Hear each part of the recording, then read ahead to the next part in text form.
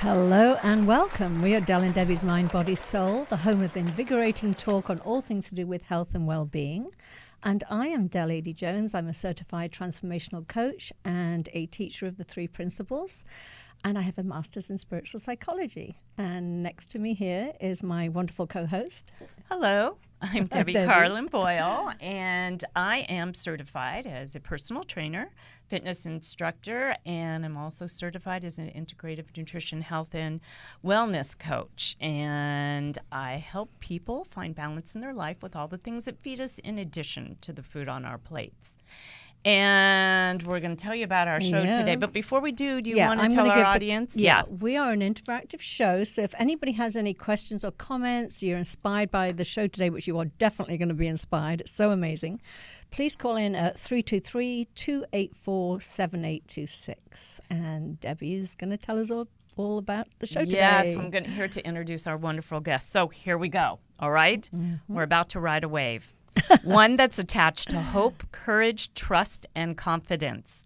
Our guests today are the men behind the successful nonprofit known as MUD, which gives special needs children the experience of surfing and the benefits of which we will discuss on the show today. We're going to talk all about it. So Jean-Pierre Pereat, right? Correct. I said it, is an award-winning ocean therapist whose mission is to raise awareness through global sustainable surf therapy programs. He is the founder and the head of production at Evolving Pictures. And joining JP, as we shall call you today, is Timothy Hazelip, who is a pro surf instructor, accomplished filmmaker, and the lead editor of the Skate Channel, who has used his skills and passion for the ocean to tell the stories behind it. So in addition, these 2 men have been recipients of numerous honors and awards, which makes us, the 2 of us, so honored to have you join us today. So please welcome our guests, J.P. Pereat and Timothy Hazelip to our show. Yay, welcome. Welcome, guys. Yeah. Thank you. Thank you. Thank you very Excited. much. I know. You guys are you do incredible work, and we can't wait to get into that. But before we do, we like to hear a little bit about you, where you grew up, your background, and inevitably what led you to where you are today. So, who's going to go first? All right. JP, you're up. JP, yeah. Okay. Well, born in local boy right down the street. Born in Hollywood, California. Wow.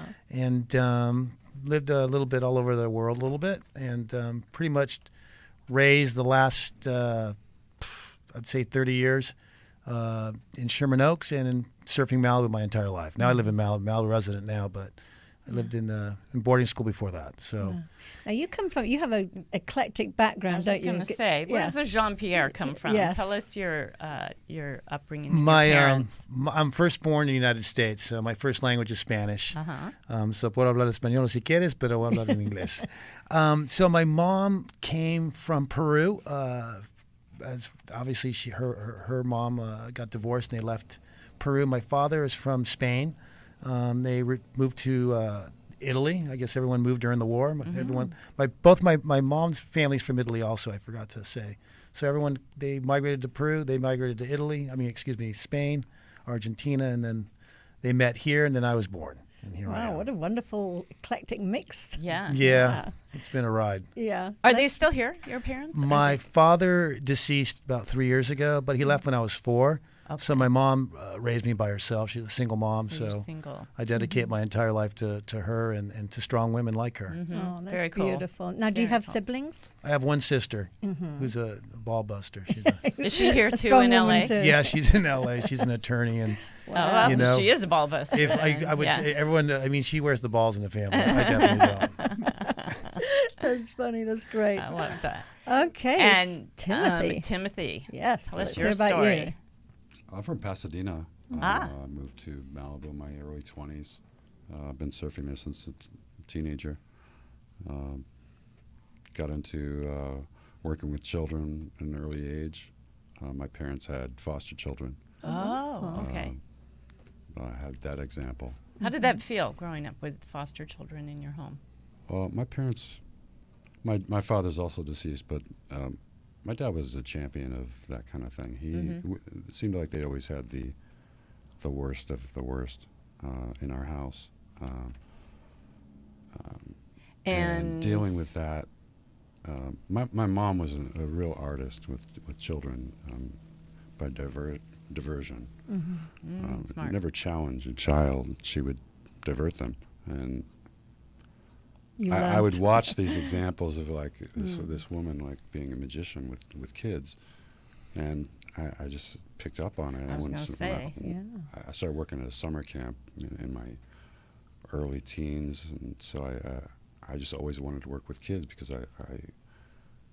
I lived in the house of a real master, and to not use those qualities in some capacity would be failure in my eyes. You know? Well, yeah, because you really probably admired that and greatly. learned it. Can I ask you what? So, if you were born in Pasadena, did you drive all the way out to the beach to teach yourself to surf, or did you guys eventually move to Malibu? We never moved there. No. I moved there later. We would trick my sisters into taking us to the beach anywhere. I just caught my first real wave at Malibu, but we would go to the beach. We'd go to Newport, Huntington. So you were just driven to the ocean. You didn't want. I mean, I was a California kid. I mean, we went to the beach every weekend me too. any chance we got. And when I was a kid, my dad would take us on those rafts.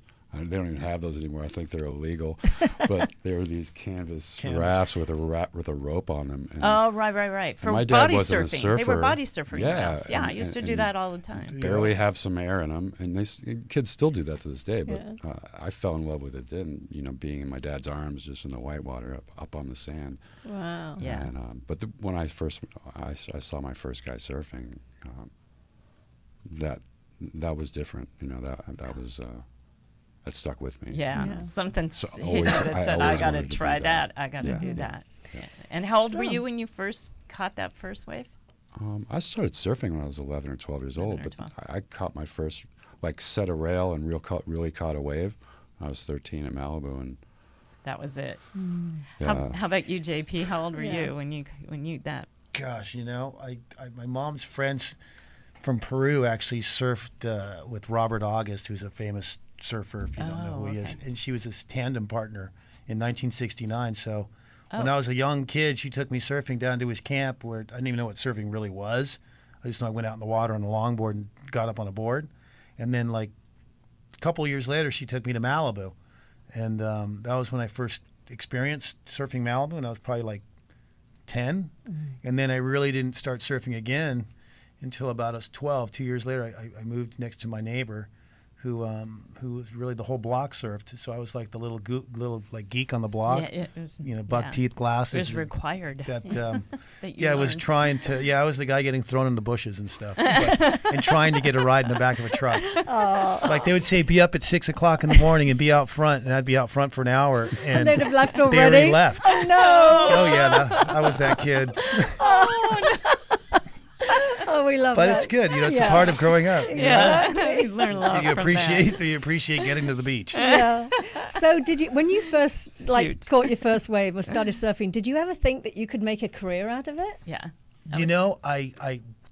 For me, the career I wanted to go like any surfer was to be a pro surfer. Yeah. And I tried at a certain time, and I got in a very terrible car accident when I was 21 years old, and that ended that. And then from then on, I really didn't know why I was born on this planet until my nephew was born. Yes, I was going to get to that. So Because we understand, Timothy, what your family environment, what propelled you to work with children. So, JP, But you the share. space between your being 21 and then what happened when you with your nephew, what was that time frame, and what did you do in that time frame besides? Well, my surf? nephew was born 20 years ago, so that would be me being 34 years old. Okay, so there So was from He was yelling at people to get off his wave. yeah, so that's my point. I was trying to figure out from what the that time I in-between was from the time I was 13 when I started surfing,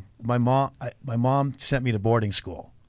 That was immediate because there was no father, so I was ready sneaking out the window, just doing stuff. And where was the boarding school? Was Was it near the ocean? Or it was in Ventura County. Oh, right. It wasn't near the So ocean, you could but it go was in and Ventura surf County. easily. Okay. Yeah. So then from there, I had to meet kids. I'd see kids. There was day students, and there was one particular student named Lindsay Templeton that I saw his wife this morning, of all things. 35 years later, I see his wife. So he used to be a day student, so he would drive in with his truck, and I'd put on the same sweatshirt and hat that he had on, and I would drive out without my driver's license and go surf when I was like 14, 15 years old, until I got caught. And then I got thrown out of boarding school. Yeah. And then I went to You little rebel. Yeah. Then I went from there to Studio City to live with my mom. So then I started going to a public high school, and then that's when I met a lot of friends and stuff. And And so then you what had to career come did over you the hill have to surf. Yeah. Yeah. What Yeah. career did you have other than surfing? So at that age. Yeah. Well, my mom started an employment agency when she came here in the 70s called Of All Happy Days Domestic Agency. I remember that. I remember seeing it. Yeah. So, being that I was bilingual, my mom, it was kind of a guilt trip. My mom, no father. Hey, you got to come Help work me. and help Yeah. and help and help. And then next thing you know, I was 29 years old. I was still helping and working there. But I tried to follow acting, and As and that's most of us here in LA do. yeah, and it's. I mean, I'm still a Screen Actors Guild member, but it's not like I'm making a lot of money for the union, and they're not making that much money for me. So. But yeah, But you keep yourself handy too, so you can just pop back in and not worry about being Taft-Art lead or any of that. No, you can, not at you all. can go right in and do something. But you are now So- into producing, so less on screen but more behind the camera then. correct. Yeah. Yeah. Great. Yeah. Wonderful. And what about you, Timothy? What did you do between, has it always been surfing, or were there other things too? I got into restaurants early, and then I got a few of us became bail bondsmen, and I did Wow. that for 16 years. Was that after the you After were doing the Peerview. after Yeah. Peerview? Yeah, I when worked in a Peerview restaurant in closed Malibu. down. Yeah, which I know our paths crossed. Oh, I'm sure. And there's just Most of the people I know in Malibu. yeah. Yes, from that. yes, Yeah. From those exactly. days. So should we talk about what? Yeah. Let's get to well, what so it I is. want to get to Yeah. the catalyst now, Yes. the thing that the aha moment that changed your life, and then that brought you guys together to form Mud and what you do now. So, Yeah. what was that aha moment for you, JP? Tell our audience. The aha moment for me was, I have to say my life changed when my sister's a single parent, and it's interesting how you follow the tree. Absolutely generational. Yeah, so she's a single parent with 3 kids, and her firstborn was born with autism, and I had no clue what autism was. And then, after This is a boy, right? he's a boy, yeah, William Pereat. We call him Will I Am. I love that. And he was not present at all, for the first 3 or 4 years of his life, and so much work went into to him. So the aha moment was for me was one day, he was, I was always doing tandem surfing since I was a little kid. We grew up at Surfing Malibu. You ride it. It's what you do if you want to. Maybe. Can you explain what tandem surfing is for our listeners that don't know? So tandem surfing is you're on a any size longboard, but normally it's we playing around as you surf up next to somebody and you jump off our board onto their board, and now you're tandem surfing. 2 of you. But if you really want to do it properly, Gidget. yeah, if you want to do it properly, you need a bigger board, thicker everything. And then you know what? There was an organization called Surfers Healing about 20 years ago that started surf therapy. Technically, they're the ones that started surf therapy, and I was invited to work with them at Malibu years and years and years ago, and This is before the moment with Will. Yeah, this is before So you were sort of prepping yourself for something you didn't know you were prepping for. I knew I was good at surfing with 2 people, so I was like, I'll come help, and then I started working with kids there, and then, it still didn't hit me, and then then William started getting older and older, and I started realizing the world of autism, and then he wanted to go to a Billabong surf camp, and then I started, sometimes I was a shadow for school, and I really started getting involved in him and and not being selfish in my own needs, but more in my sister's needs and my family's needs. So the aha moment was for me was one day when we were at Billabong Surf Camp, realizing that he didn't get those chances it was always a no. It was a no answer for him. And one day he just got, they didn't allow him to go. They were saying, they weren't allowing him. They were saying, hey, if you want to shadow him, we can shadow. And I'm not even saying it was Billabong that was the reason. It was just that they weren't prepared for that, for having to take care of a boy with special needs. Mm-hmm. And for me, it wasn't, it was the aha moment, was because he isn't a boy with special needs. He has special needs, but he's not a boy with special needs. Yeah. Okay. Yeah. So, big distinction. Yeah. Well, you know what? Before you carry on, because this is fascinating, but we do have somebody calling in already. So, hello. Hi. Hi, caller. What's your name and where are you calling from? Hi. Is this Del and Debbie? It Yes. is. Hi, Who's everybody. this? Hi. Who's this? Yes, my name is Nadine Wong. Hi, Nadine. Thank you for Yeah. calling in. Do you Yes. have a question for Or JP a or comment. Timothy today, or a comment, or a? Well, hi, JP and Tim. hello. Nadine. We're so Yes, glad you're yes. calling in. Yeah. Yes, thank you. Yes, I'm a mom of twin boys, Christian and Christopher. Mm-hmm. And How they're old are they? They're 8 years old, and they're fraternal twins, and they have autism. Wow. Okay. So they've worked with the guys. Yeah. Yes, we've been doing surf therapy with JP and Tim for almost 4 years, and I've Wonderful. seen remarkable improvement and overall such beautiful blossoming achievements that the boys have made in strides despite their autism. Oh, that's beautiful. so lovely. Really, really. It's really so, share one amazing. of the areas where you've seen the biggest change in them. Well, first of all, my twin boys, they're impacted by autism. Autism has a lot of self-regulation issues, so we need to work on a lot of calming techniques. When they're out in the ocean with the surf therapist, they experience a sense of calm, being on the beach, being on a surfboard, but overall having the surf instructor with them, guiding them in that type of activity. Oh, beautiful. Wow. Yeah. How Well, thank you impactful. so much for calling in. Yeah, These guys this is- are amazing. Yeah, Yes, they're doing they are is amazing. I definitely invaluable. recommend for not just children with autism, but for anyone that wants to feel like they can achieve something, because with surf therapy, you have that empowerment that you have with your coaches with you, and they guide you in that process. Yeah, wonderful. Now, I'm just curious, are you a surfer? Actually, I tried it. I do other sports. See, that's the thing about my boys. I look up to them, and I don't see that there's anything that they cannot do. But if there's something that they can do and they're having fun and learning, then I push for that. Yeah. So, what a great parent you are, yes. and how wonderful that you Inspiration. found Tim Yeah. and JP to Yes. help them. We hope that other Yes. parents listening will hear your story and be inspired to trust their children with JP and Tim, because I know that there's a whole other world that's going to open up for them. So thank you Yes, for and- calling Yes. in. Thank That you was so much. wonderful. well, Thank have you. a wonderful, blessed day. Nadine, you. thank you so You much too. for your time. Yes, thank Of you, course, Nadine. Thank you, guys. Thank you We for look forward calling to in. seeing you soon. Okay. Aw. Thanks. Bye. Bye-bye. Bye-bye. Okay, bye. Wow. Okay. Well, that says a lot. Oh, Wow. That's yeah. That's just amazing. Yeah. So this is, wow.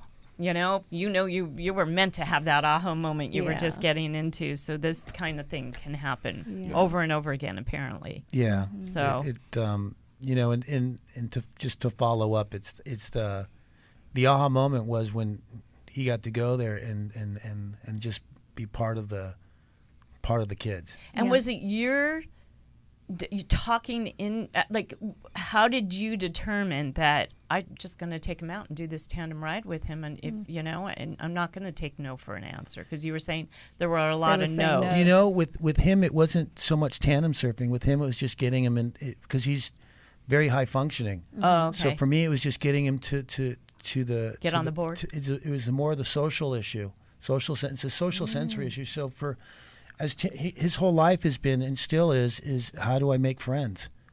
How do I make friends? With children with autism, their friends are their family. It's very limited. Yeah, You know? absolutely. It's a hard thing to do because a lot of kids with autism have trouble with eye contact, right? So and there's such a broad spectrum now. Right, I mean, there's so they used to many. divide it up into sort of whether you had Asperger's or this, and now it's just a massive spectrum. My brother is on the autistic spectrum, but he's highly functioning and brilliant on many levels. But the social finding it. But the social cues sometimes he doesn't get. Yeah. So Timothy, let's hear it from you. Let's share some of. So we know how JP. We know that you'd had a background. Your family had being foster parents, so you were obviously surrounded by that wonderful altruistic sort of taking care of people. So how did you transition from restaurant business into and bail bondsman into what you do now? Well, like I said, I was a bail agent. I wasn't helping anyone. I was other than look at it as a hassling job. people to pay me for for things that I've done, and I was just empty. And I started surfing with him with a few organizations. Walk on Water was one of them, and that's all I wanted to do. I mean, I started filming him, and then I started filming from the nose of the board, and that was my aha moment. I edit a lot of videos that we do, and where did these videos get shown? Did you have a YouTube channel? Did you do they're it on for our the website, and I mean, I was just doing it for the families. I was Right. doing it for us. So Just really. I the wasn't sake meaning. of- I didn't yeah. know what I was doing. I had started filming the guys surfing long ago, skating before GoPros and all of that, right? Yeah, I mean, my first camera wasn't a GoPro. I was shooting with a real camera, skating with it. And With a rubber casing on it, I yeah, hope. making No, some no kind of no whatever, case, no just nothing. handheld. Yeah, just make and do. And then the GoPros came around. That really, I started filming from the nose. And when I started going through the footage, I noticed their hands, because the GoPro's right up front and their face is right up front, and it's a fisheye lens, so they're very dramatic right in the front of the camera. And as you're editing film, you go through very quickly. You're scanning, and you see things kind of in fast motion. And I would notice their hands. At the beginning of the ride, they would be ringing like old women. Like the kind of fear, hold tight. And then as you quickly scan through this film, you see this, They listen up. Relax. every time. Yeah. And there's the therapy. Wow. Part of it. And they start playing through wax, and then they start picking at the wax, and they smell it, and then they start eating it, and then they're yours. Yeah.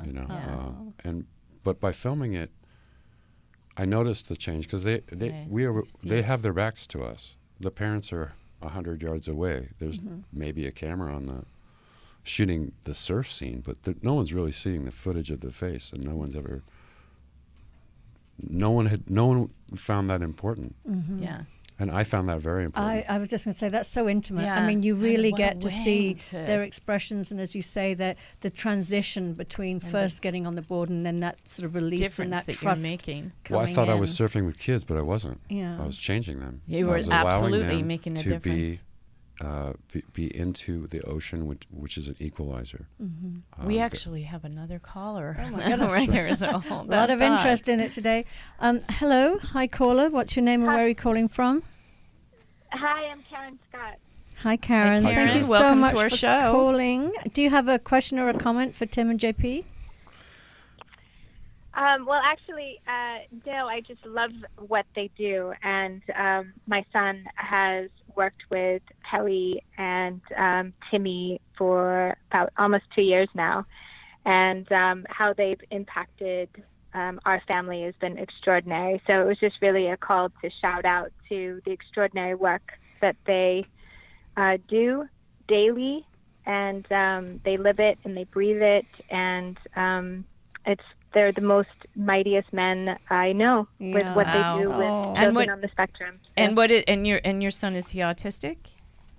He has autism and also additional co-occurring illnesses as well, and he's 18. He's 18. That was my next And question. how- Wow. And a How- giant. And a giant. giant. Oh, that's beautiful. So had he, when you first got him involved in this, had he ever shown an interest or wanted to be in the ocean? And was there some fear around that? Tell us what got you here? Well, he's always been a water baby, but he actually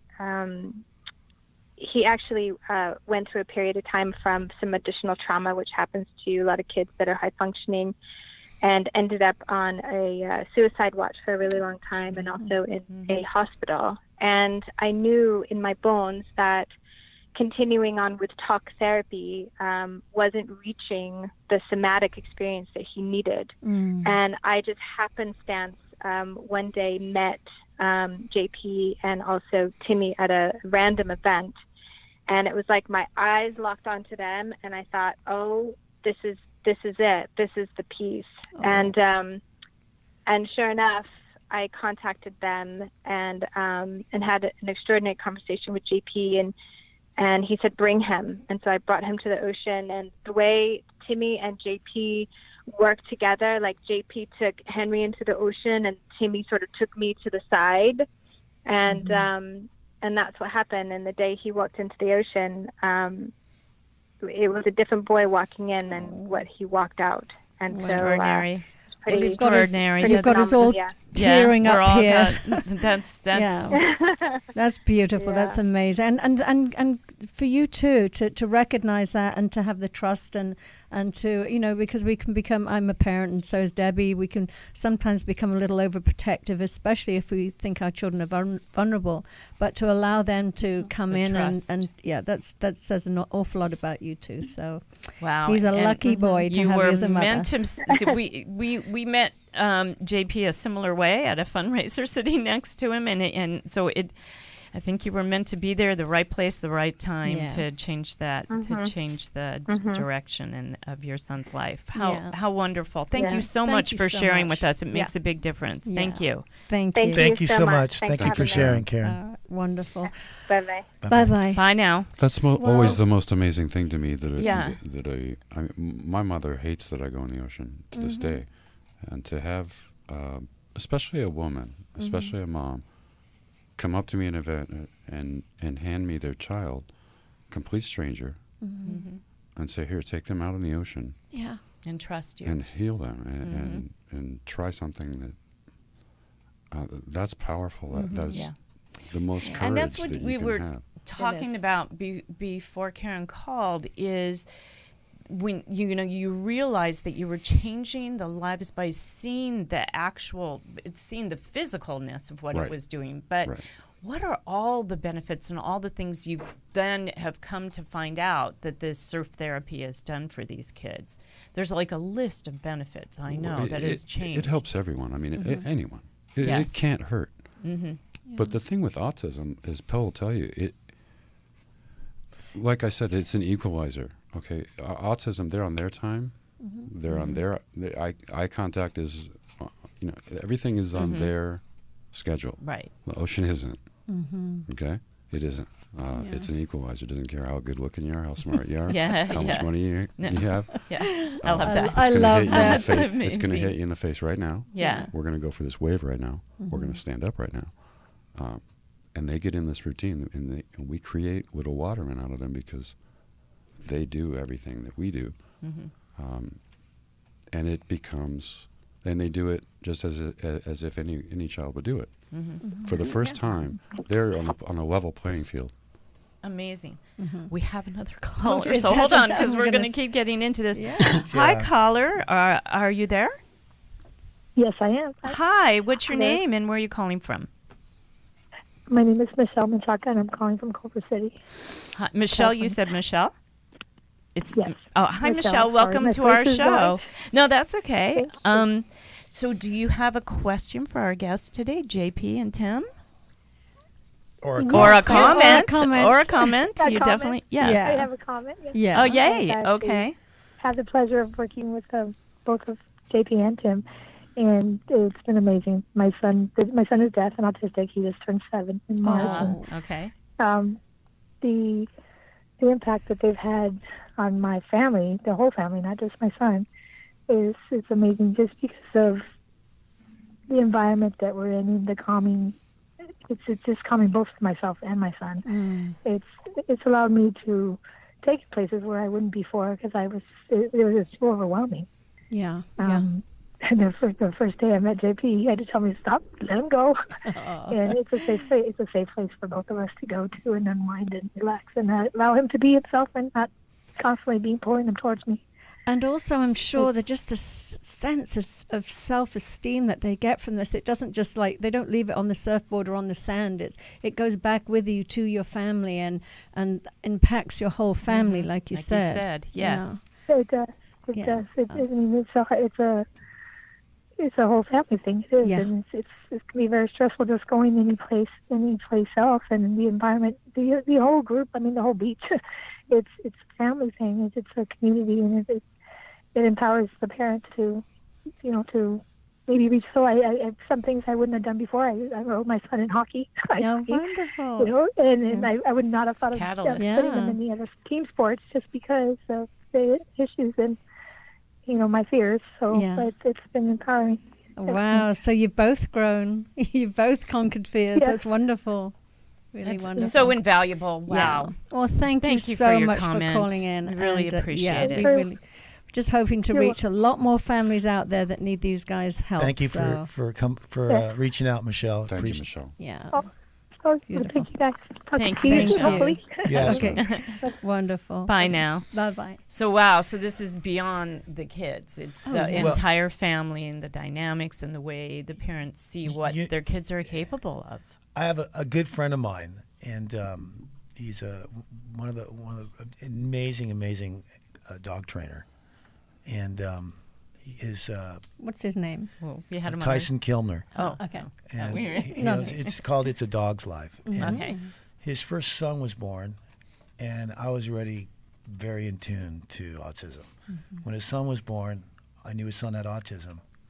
I didn't say a word because it's something that you don't say. No, exactly. Until he found out. And then when he found out, he came to me and said, "Hey, my son has autism." I said, "I know. I knew beforehand, but I didn't want to say anything." It was about 1.5 years into his life, almost 2 years old. But being that he was a dog trainer, I said, you're 99% ahead of everybody else because everything that you do is applicable to autism. You just change it. Towards the child. And you know what's so funny? Interesting. I have to add here too. Most dog trainers don't even have to train dogs. They have to train the parents. I was just. That's where I was going with. Yeah. Okay. Sorry to jump in there. You're going. But it is. It's the parents to get over their fears and to trust you. As Michelle said, she said it very specifically in that one word. Her fears. Yeah. What me and Tim find out is you have all these families coming in. And 70% of them come in with their fears that are pushed onto their children. Yeah. And then at the same time, their children don't get a chance to engage in their own fears, meaning they're held back because of their condition that they have. Right. And so they have a double whammy. They don't even have the, because a lot of parents can be like that. They're helicopter parents. They're overprotective and things like that. Fear becomes hereditary. Exactly. And then but it sort of an able-bodied child can at some point just say, enough of that is my life. I'm going to go and do what I want to do. Yeah. But with somebody that has special needs, it's a little harder. They're really at the mercy of, say, a parent that just won't let them go out and explore and live. Well. Absolutely. Yeah. It's a barrier. And when you were talking about, what were the benefits when you're bringing up to conclude, as it's a sensory issue. So the water, if I have 5 kids with their faces against the wall, one can be deaf, as she said, autistic. The other one could be just normal. The other one could be whatever. Not against the wall, but just right. You can call them all. Maybe 3 of them will turn around. They're just, half of them. They're all individuals, are on their and phone. they're all half got more, a let's just say different they're all perception. holding. Let's just say they're all holding a cell phone because that's what everyone's doing now. They're all holding a cell phone. Got it. You throw a glass of water at the back of someone's head. It's a different sensory. It's not hearing. Yeah. It's And feeling. they're going to turn. Feeling. They're going to turn around immediately. And with these kids, it's a sensory issue. So the water, what it's doing is, it's pushing all different sensories all across the board. Wow. So when we have kids that don't speak, they're definitely screaming or doing something when they're getting into a place it's not in a safe environment that they've always been kept. It's like being kept in a little room where you can't get hurt, you can't hit the wall, you can't, you know what I mean? And what we do is they're all pushed to the limits. Yeah. we take Even off sound. They don't like sound. We're yelling at each other. It's all sound. And so some of the And kids they go out with hands in their overcome. ears, Yeah. but everything interesting is after about a half hour being in the water, everything settles out, and they get out, and they're just come out as a kid is a kid. Let's just say Yeah. it. Period. Exactly. There's no difference between a kid and another kid. The difference is that they might have a condition, but doesn't stop them from being a kid and wanting to have the experiences other kids have. Right. absolutely. And getting the benefits of that experience. Because you have that story, Tim, Timothy, The about Serenity's story. We love her. Can you tell that story in a nutshell on just the Sure. beginning to the end of what the difference was with working with her? I'd never met the parents. I'd surfed with one child already, and I came over, and this little girl, but just a cutie pie, towhead little. About blonde how girl. old was she? She was 4 or 5 when I met her. Yeah. Okay. So No, tiny. she was 3 years old. She was She was 3. three. She was So 3 she's years really old. little. That's Wow. toddler. And- Yeah. She was giving her parents a fit, and the dad was a little standoffish, and the mom was in there, and he was just trying to like cope with her. I mean, she was really just screaming like bloody murder, and I came up to the mom, and I never met her, and I stood there for like 30 seconds, and I whispered to her. I said, sometimes we just take them. Would that be all right? And she said, yeah. I said, okay. Yeah. She was screaming anyway. And you just picked her up.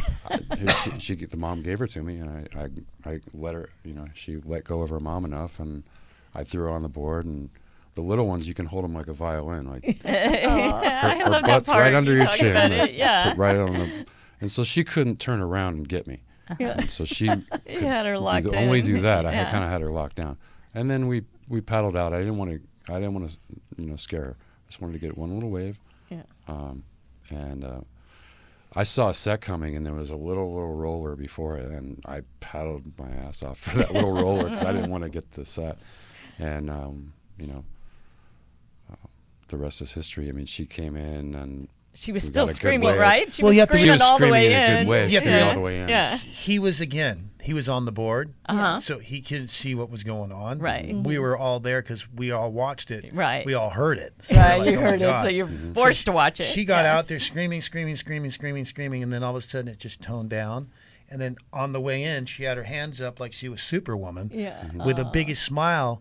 And the funny Just thing like was this, like telling everybody. She Claiming came it. in telling him that she was just acting. That was just all after the an wave. She act, grabbed my my- face and she said, "I was just kidding. 4-year-old. I like surfing." Oh, so and sweet. that makes Yeah. everything you've done. Yeah. That's the payoff right Yeah. there. It You know, always it's is. just That's one amazing. of- Yeah.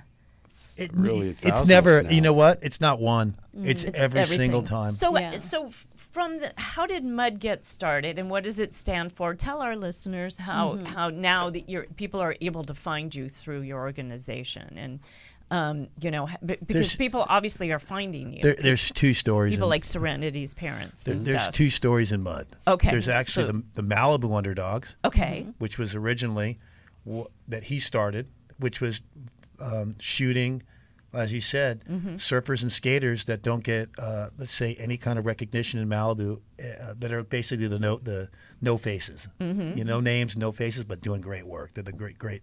And then we started working together, and we went from Malibu Underdogs to the Mighty Underdogs. Mighty Underdogs. Because we felt great that we're the Malibu Underdogs, but that's me and him.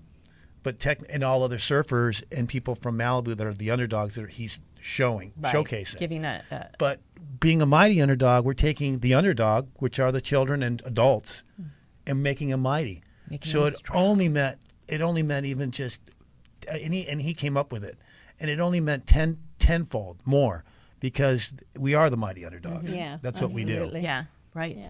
And that's Beautiful. I built it around him. I mean, he's Well, you why- built it together. You guys had, Sure. you had your part of it and you had your Of part course. of it, and together it just blossomed That's into where it this came from amazing us, not thing. from- yeah. So, how long has it Yeah. been, the Mighty Underdogs? 3 years. 3 years. And people are finding you how? I mean, we're obviously trying to help you here, but how else are you getting the word out? Yeah, give your website. Let's just say we're very well known on the California coast. Okay. Oh, okay. Because we work with other nonprofits. Because it's only us two, but we're very good at what we do. So then when there's another organization having an event, we'll show up and work. They don't have a team necessarily. I mean, these organizations don't have just a set team. They call. But they're finding out about you. You guys are on the map, big time, in the last 3 years. Correct. Yeah. So that way you can. They're referring through their organization. And I'm sure the parents too, because I mean, when you have support groups for other parents that have autistic or special needs children, and they probably tell each other referrals. Exactly, it's referrals. All referral. Yeah. It really is. We don't really try to advertise. We've yet to have a fundraiser. We just do it. So you just do it every day. And is there a cost to it if you don't have? You're a nonprofit. I know that. So how? Our whole goal was to be Robin Hood, and there's parents that can afford it, and there's parents that can help us out, and there's parents that can't. And we don't say no to either. We don't say no to anybody. You just do. That's wonderful. I mean, we're not in it for that, obviously. And it's the great equalizer again. Of course. Of course. Wonderful. So that's incredible. So what were you going to say something? Yeah, and I just lost my train of thought. Okay. But no, what I was going to say is, so is it something that you can do all year round and work with the kids, being that we're in Southern California, or, like today we're in a rainy day, which is kind of good because we didn't take you off the beach.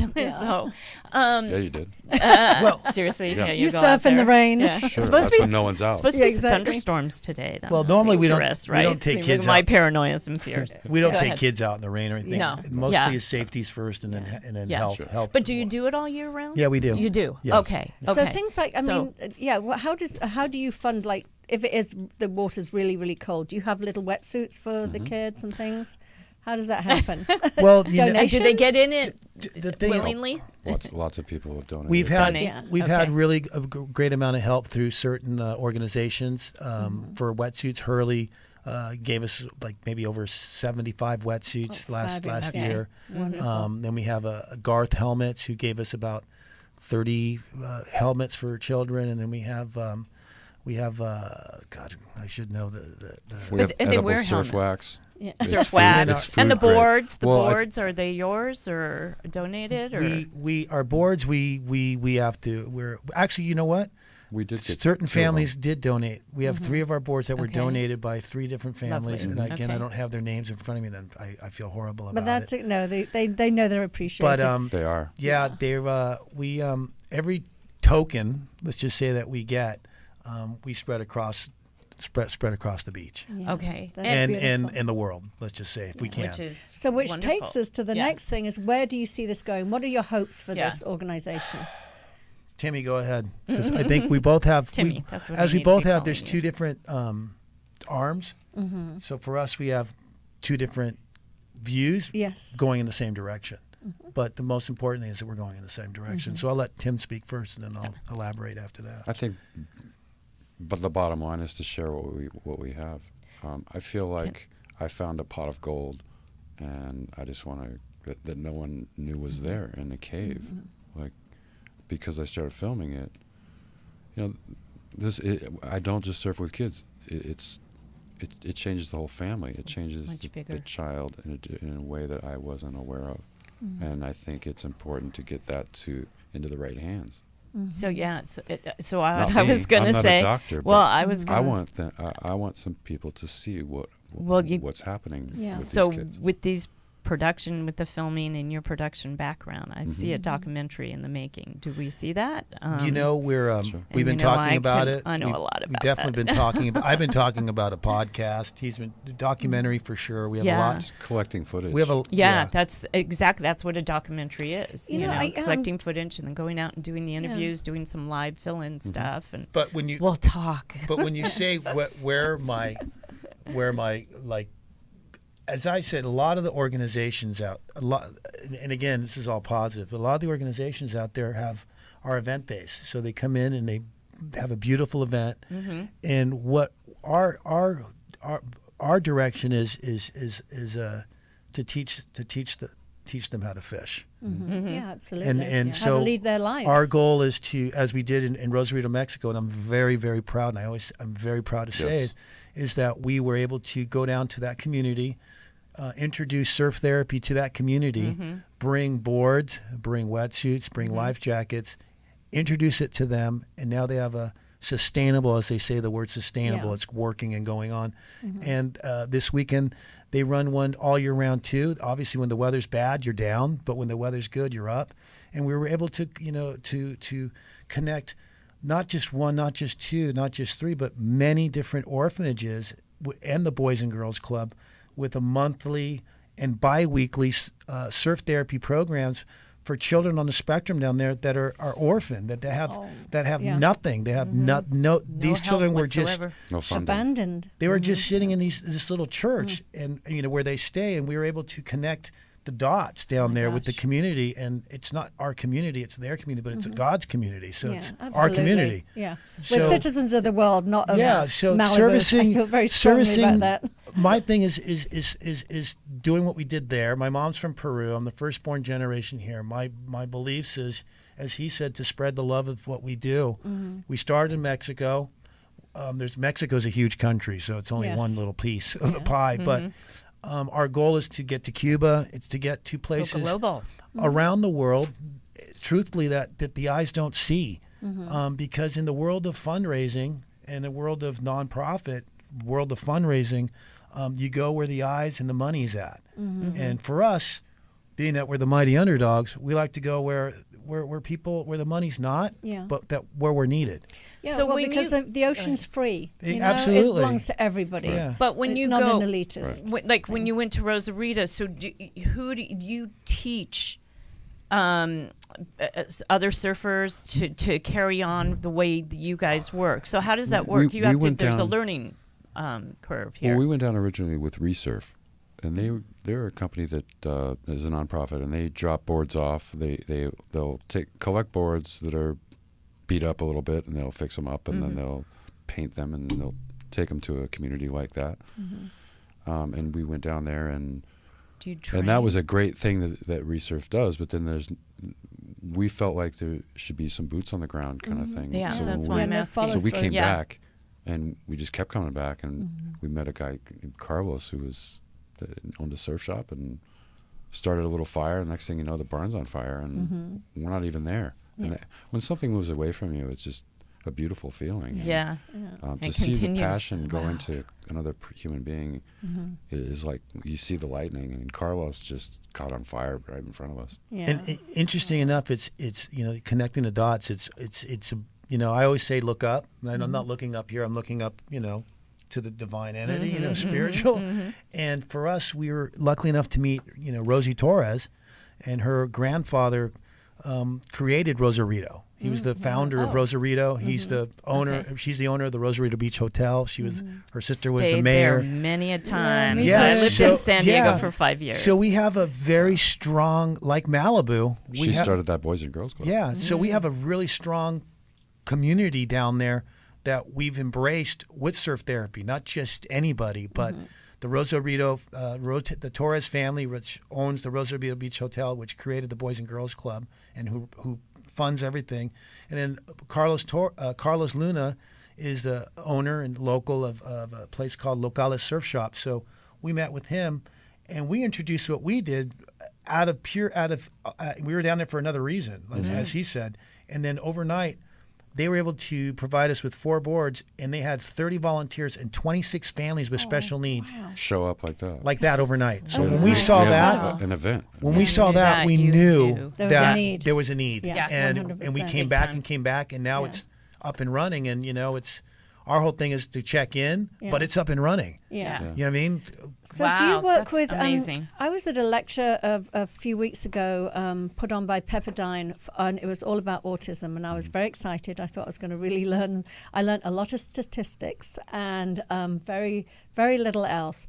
But do you work with organizations like for autism and special needs that they can contact you directly? Not enough of them. Yeah, because I'm just thinking, I mean, we live in this massive, massive city, and we're fortunate we live on the ocean, but people, sort of inland that would never get that experience to bring them out to the ocean. In the rest of my lifetime, I'll never be able to surf with all the children with special needs that need you. in just LA County.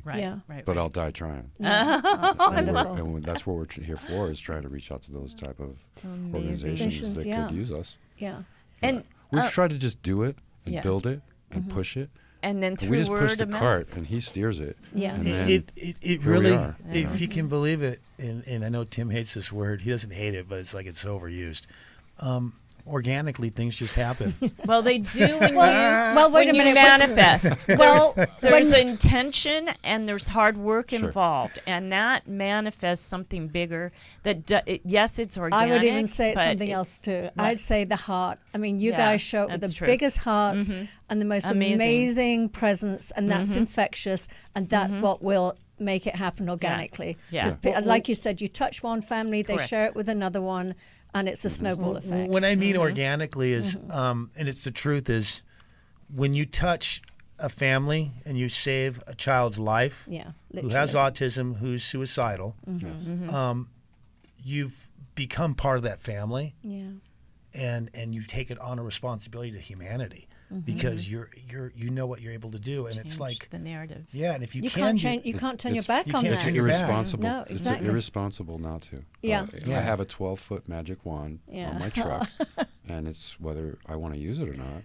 That I can change a whole family. Metaphor. Because if your sibling has special needs, you're number two. No matter which one you absolutely. are. If there's three more of you, you're all number two. Yeah. And that takes a toll on the entire family that I didn't know about. I was not aware of that. But this gives the entire family a little bit of a release, and everyone gets to let their shoulders down, because they're the ones chasing them around the parking lot a lot of the times. Yeah. Can I ask you, is surf therapy just for autistic kids? I mean, there's so many other things that, I mean, you could help me overcome That's a fear why of we're out there. overcome a fear of the ocean.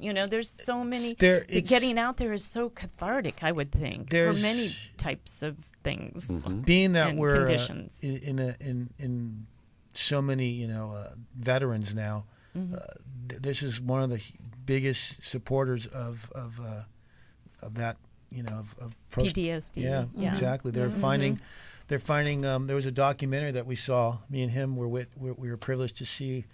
That was amazing. I don't have the name in front of me, but it absolutely just really installed everything that the ocean does. It's me and him just acting upon, introducing it. Yeah. But it's actually the ocean that's doing it. It's something in there that changes you. Right. And when we saw this documentary and we saw a guy that came back from war, that he was getting prepared. PTSD. Yeah, getting prepared to end his life, and he wanted to end his life. The last thing he wanted to do was surf, and then he was going to blow his brains out. And he surfed, and he didn't changed his life. It's. I mean, I'm not a surfer, but I hear all the time it's a spiritual experience. It really is. It's religious. I would the other day, because I always learn from the children that we work with. Yes. And on Sunday we work with a group in Malibu every Sunday, last Sunday of the month, and a kid that was in the water with me. We were walking together, and he didn't want to go in, and he went in and got his first or second wave. And then we were walking back because it's windy and there was a lot of current that day, and we had to just get out every time we got a wave. You got to get out. And we were walking back, and he goes, there's a I forgot what he said exactly, but there's a known factor regarding what the ocean does. And he goes, you're in a place where it's almost when you're praying, or in a certain place. I forgot what he said, but it puts you in that meditative space. And he goes, and I got that feeling when I was out in the ocean just now. Oh, and he was walking with me back with a smile on his face, and he was just like, this was his first time ever going out there. He's from Chicago. Oh, really? Yeah. Wow. And he got out, and the people that didn't go in the water, had that same arrested state of mind that they were in before they got there. Yeah. But when he got out of the water, he transformed himself, right? And I said, it was you that did it. It wasn't us. We just gave him the tools. And that was with a rehab that we work with in Malibu. That's drug and alcohol. 12 to 17-year-olds. Drug and I alcohol. can see how this Children. would So be a it doesn't huge matter. benefit. Yes. Huge. Yeah. We're about to lose time. I and know. there's so much before to talk about. Yeah, Yes, but before we go, yeah. just share your website again, how people can contact you, and any needs that you have, and how can people help you? Our website's mightyunderdogs.org. Regarding our help, reach out to us if you want to get involved with us. We'd love to. We're looking obviously for a strong advisory panel to come on board with us. We have the heart and we have the soul to do what we need to do. Beyond. But it's a big job, and we just need the right people. Trust is a big word, and in this world, in this life, there's they always say you can only trust someone as far as you can throw them. I like to be able to trust someone a little further. Yeah, And to the end of the edge of the surfboard. Yeah. So okay, great. So your website, and do you have a GoFundMe page? Is that something I saw at one point? No. That was a long time ago. Is that it popped up again? Yeah. We have a donate button on our webpage. Oh, you do have a okay, donate. good. Donate here. I think I Yes. saw that too. Yeah. Yes. Okay, great. And anything coming up through Mud that you want to make an announcement about or let people know about? Any things that you're partnering with that you want our audience to know? Well, I would say this. I just want to say thank you to the city of Malibu for helping us with their so many awards, our the first- Dolphin Award. many awards and accolades from Malibu. But you know what? Thank you for their grant last year, which allowed us to have our first. We've done several events, but we had our first event with Senator Henry Stern, which is out of Malibu. Yeah. Adore Henry. My Yes. kids grew up with him. Yeah, so for us it was, adore him. we're Jeremy is very good friends with us. He's great friends with Timmy. That's how I met Jeremy, and he's Henry's right-hand man, and Henry's our right-hand man. He's been a very, very big supporter of Mud. Yeah. Good guy. Yeah, great family. Good person to Yeah. align with, big Yeah. time. He's Absolutely. going places. We're going to be voting for him for president someday. I hope Watch, I watch. hope It's down he- the line. You know but what? Could it be he's- now? Yeah. Yeah, really. Did I say I know. it? I already That's asked okay. him that. You're in a safe I place. totally Ba-da-ba. asked him to. Anyway, No, he's it's back there somewhere. Yeah. Comes from a and good, supportive family. It's just a great thing is because we get the support that we get from Malibu. It goes from the bottom to the top, and we have a lot to fulfill.